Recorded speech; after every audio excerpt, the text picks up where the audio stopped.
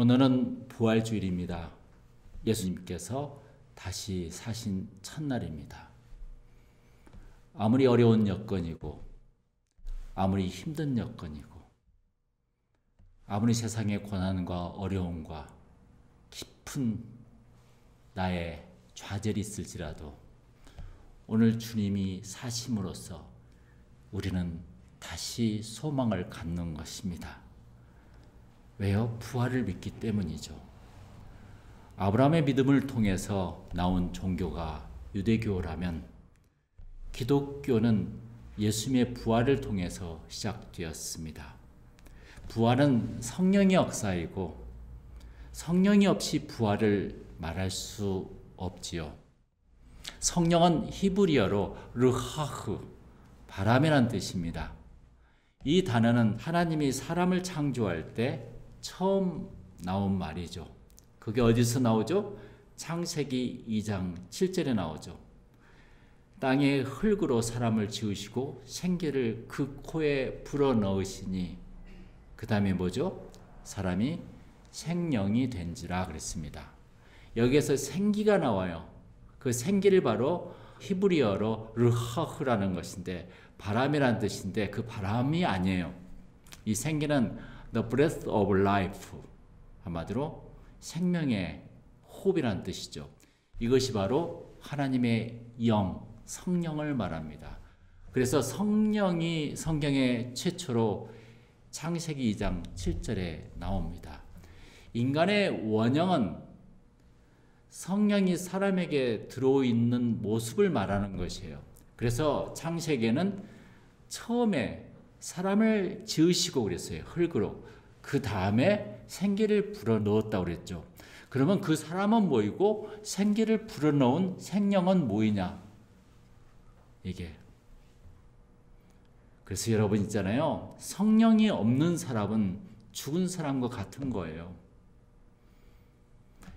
네가 살았다 하나 죽은 자로다. 사대교회 계시록 3장 1절에 이렇게 말씀하잖아요. 신앙도 생명도 그 생기를 갖는 것을 말한 것입니다. 믿습니까? 여러분에게 생기가 있습니까? 지금? 생기가 있으면은 집중이 되고 소망이 있고 믿음이 있고 어떤 어려움에도 모든 것을 이해 나갈 수 있다는 것이죠. 성경에서 가장 중요한 진리는 창조와 부활이에요. 그 창조와 부활의 주체는 누구예요? 성령이십니다. 창조는 무에서 유를 창조하는 것을 말합니다. 부활은 완전히 죽은 것에서 살아나게 하는 것을 말해요. 그래서 창조와 부활은 성령의 능력이에요. 그래서 성령이 없이는 아무것도 살아나게 할 수 없는 것입니다. 믿습니까? 돌멩이에도 성령이 역사하면 능력이 나갑니다. 그런데 인간에게 성령이 떠나면 한마디로 짐승만 또 못하는 사람이 되는 것이죠. 십자가에 성령의 바람이 불어와서 생긴 것이 뭐이죠? 교회 공동체입니다. 그래서 사도행전 2장에 뭐라고 나왔어요? 오순절 날에 성령이 역사함으로 교회가 시작되었습니다. 우리에게도 성령이 역사해서 교회가 된 것입니다. 그 성령을 무시하고는 아무것도 안 돼요. 그래서 성령이 없이는 십자가의 고난을 이길 수가 없는 거예요. 성령이 예수님을 어디로 끌고 가죠? 광야로 끌고 갔어요. 교회는 있잖아요. 고난을 이기지 못하고 절대 헤쳐나갈 수 없는 것입니다. 그게 십자가의 고난이에요. 그래서 십자가에 성령이 불어서 생기는 것, 그게 교회. 믿습니까? 그럼 부활이라는 무엇입니까? 부활이란 단순히 죽었다가 다시 살아난 것이 아니에요. 바울이 말했듯이 오늘 고린도전서 15장 42절에 보니까 썩을 것으로 심고 썩지 아니할 것으로 다시 살아나는 것이라고 이야기합니다. 그게 부활이라고요. 이게 부활은 썩지 않는 것으로 영원히 사는 것을 말해요. 나사로는 다시 죽었기에 부활이 아니고 예수 그리스도의 부활이 진짜 부활입니다. 그래서 예수님은 죽었다가 다시 살아나셨는데 또 죽지 않았죠. 예수님은 부활 승천하셔서 영원히 지금 살고 계십니다. 그래서 요한복음 11장 25절부터 26절에 보면 예수께서 이르시되 나는 부활이요 생명이니 나를 믿는 자는 죽어도 살겠고 무릇 살아서 나를 믿는 자는 영원히 죽지 아니하리니 이것을 내가 믿느냐 이렇게 말씀했어요. 여러분 믿습니까? 여러분에게도 부활 소망이 있습니까? 믿는 자는 삶이 달라요. 어떤 것에 집착하지 않아요. 이기적이지 않아요. 자기 생각이 옳다고 하지 않아요. 부활 속에서의 삶은 성령이 나를 인도하는 역사입니다. 참된 인간이 되는 것입니다. 세상 사람들은 죽음을 끝이라고 해요. 그러나 오늘 말씀에 죽어도 살겠고 그랬어요. 영원히 죽지 아니하리니 이렇게 예수님께서 말씀하십니다. 죽음은 끝이 아니라 영원으로 들어가는 문이라는 것이죠. 우리는 죽음을 통해서만이 영원히 살 수 있는 것이에요. 믿습니까? 단지 죽음은 그것이에요. 죽음이 마귀 손에 있기에 두려움과 공포이지 하나님의 손에 있을 때 영광스러운 것입니다. 죽음은. 믿습니까? 그래서 죽음의 주체가 누구냐에 따라 생명은 지옥과 천국을 오고 갑니다. 예수님은 고난을 받으시고 완전히 죽으셨습니다. 완전히 죽으셨어요. 그런데 예수님은 어떻게 죽음을 생명으로 바꾸셨을까요? 그것은 하나님께서 살리는 영, 성령을 부어주셨다는 것입니다. 그 성령이 예수님의 시체를 부활시킨 것입니다. 하나님의 영, 성령이 에스겔 골짜기에 마른 뼈들을 살아나게 한 것처럼요. 믿습니까? 그러니까 하나님이 성령을 예수님께 부어주셔서 그게 바로 삼위일체라는 것입니다. 하나님이 성령을 예수님께 부어주셔서. 믿습니까? 부활의 핵심은 무엇일까요? 부활에는 하나님의 생명이라는 나오죠. 거기에 하나님의 생명이 있습니다. 그게 성령이에요. 나는 부활이요 생명이니 I'm the resurrection of the life라고 오늘 주제잖아요. 부활 뒤에는 반드시 생명이 따릅니다. 부활과 창조는 원리가 같아요. 썩은 육신의 흙에 하나님의 생명을 넣으면 살아납니다. 믿습니까? 그럼 전도는 뭐예요? 자꾸 사람들에게 나에게 주신 하나님의 성령으로 사람들에게 인공호흡 시켜주는 거랑 똑같아요. 가서 호흡을 시켜주는 거예요. 그러니까 나에게 하나님의 성령이 있잖아요. 우리는 예수를 믿잖아요. 그래서 그 믿음을 사람들한테 인공호흡 시켜주는 거예요. 그러면 언젠가 그 사람이 살아나요. 그러면 성령이 임합니다. 믿습니까? 우리들 안에 하나님의 생명이 들어오면 죽을 몸도 다시 사는 거예요. 그래서 부활의 핵심은 생명이에요. 하나님의 생명. 믿습니까? 그 생명이 성령이고 성령은 어떤 죽음도 다시 살려낸다는 것이에요. 그래서 불치병도 절망도 우울증도 치유가 되는 것이 성령의 역사입니다. 목사가 치유를 해요. 기도했더니 사람이 나았더라. 그건 목사가 치유한 것이 아니라 목사는 그 사람에게 자신감을 주고 성령이 있다는 믿음을 주니까 그 사람이 믿고 성령의 은혜를 통해서 치유를 받는다는 것입니다. 믿습니까? 제가 그랬잖아요. 모세가 홍해를 갈랐습니까? 모세는 지팡이만 했을 뿐이에요. 그러니까 하나님께서 역사에서 홍해를 가르겠다는 것입니다. 이렇게 역사하는 것이 성령인데 우리는 참 그걸 잘 몰라요. 어쨌든 예수님은 부활하셨어요. 믿습니까? 예수님이 죽었다면 누가 이렇게 죽은 사람을 위해서 매일 예배를 드립니까? 제사 때 한 번 모시는 거죠.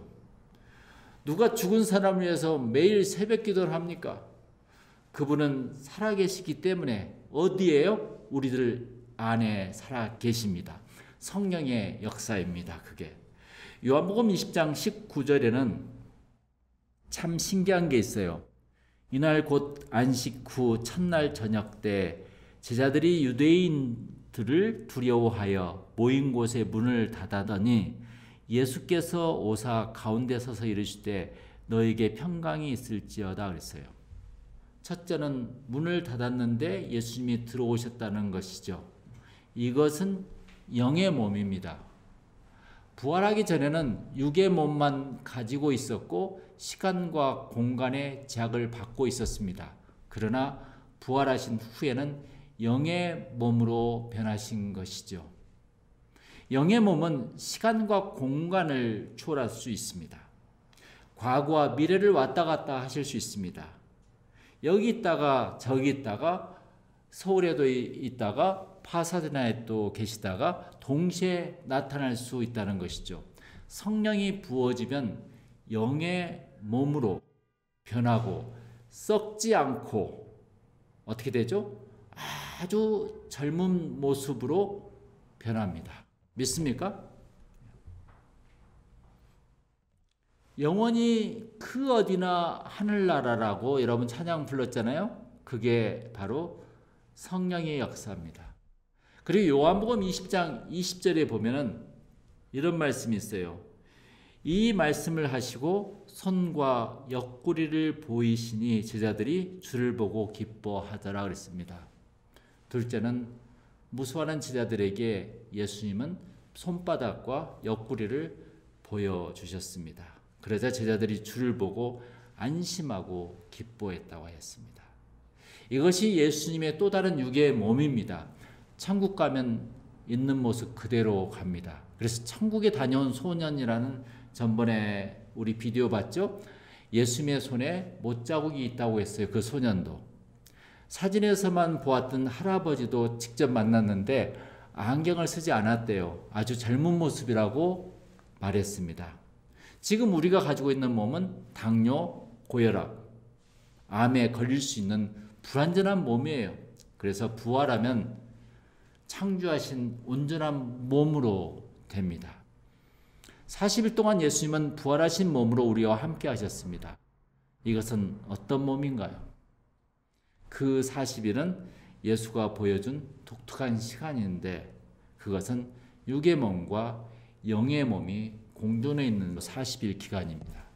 그러니까 육의 몸에 막달라 마리아가 손을 대려고 하니까 만지지 말라고 그랬어요. 예수님께서는. 아직 완성되지 않았다는 것이죠. 믿습니까? 그래서 육의 몸에서 영의 몸으로 변해가는 그 두 개의 공존된 몸이 예수님께서 40일 동안의 기간 속에 다 있었다는 것입니다. 그래서 영의 몸과 육의 몸을 예수님은 부활생의 40일 공존 속에서 우리에게 보여주신 것이에요. 항상 예수님은 우리에게 미리 보여주세요. 예수님께서 세례를 받습니다. 아니 죄인도 아닌데 왜 세례를 받아요? 미리 보여주는 거예요. 이처럼 너희들도 다 세례를 받으라고. 믿습니까? 예수님께 십자가 고난을 져요. 왜 십자가 고난을 져요? 예수님은 죄도 없는데 그것은 바로 우리 인간의 죄를 해결하기 위한 교회를 이끌고 가기 위한 이 세상의 어려운 것을 다 이끌고 가기 위해서는 고난이 필요하다는 것을 미리 보여주신 것이죠. 전부 다. 어쨌든 이 기간은 아주 특별한 시간이었습니다. 그것을 직접 본 제자들이 오늘 말씀을 기록한 것이죠. 사도 바울은 우리들의 부활을 다음과 같이 말씀하십니다. 로마서 8장 11절에는 이런 말씀이 있어요. 예수를 죽은 자 가운데서 살리신 이의 영이 너희 안에 거하시면 그의 영으로 말미암아 너희 죽을 몸도 살리시리라. 맞죠? 사도 바울은 그것을 이미 터득한 거죠. 우리들에게 생명의 영이 들어가면 우리들의 죽을 몸도 살아난다는 것입니다. 우리들은 죽어도 다시 삽니다. 영원히 삽니다. 그 부활을 믿습니까? 부활을 믿는 사람들은 현재의 삶이 달라요. 부활이라는 무엇인가? 고린도전서 오늘 본문 15장 42절부터 44절까지 쓰여 있어요. 부활이라는 것은 썩을 것으로 심고 썩지 아니할 것으로 다시 사는 것, 욕된 것으로 심고 영광스러운 것으로 다시 사는 것, 악한 것으로 심고 강한 것으로 다시 살아나는 것, 육의 몸으로 심고 신령한 몸으로 다시 살아나는 것, 육의 몸이 있은즉 영의 몸도 있느니라. 이렇게 고린도전서 15장 42절 44절에 사도 바울은 이야기합니다. 썩어질 우리의 인생이 영광스러운 존재가 되는 것을 믿으시기 바랍니다. 믿습니까? 예수님이 다시 살아나신 것이 부활입니다. 여러분 부활을 믿습니까? 그 아멘한 자에게 부활 생명이 가득하기를 다시 한번 축복합니다. 이 부활의 축복이 우리들에게도 있기를 다시 한번 축원합니다. 기도드리겠습니다. 하나님 아버지, 주님께서는 나는 부활이요 생명이라고 말씀하셨습니다. 그런데 왜 우리들의 마음은 그렇게 깊은 은혜와 너무 기쁜 마음이 약할까요? 우리가 부활을 믿지 못하고 그 생명을 접하지 못하기 때문에 주님께서는 이 부활을 믿으면은 우리에게 그 생명이 역사한다고 그랬습니다. 아버지께서 은혜로 채워주셔서 부활을 믿음으로써 새로운 삶을 갖는 우리 교인들이 되기를 주님께서 축원해 주시옵소서. 이 모든 말씀 주 예수 이름으로 기도드립니다. 아멘.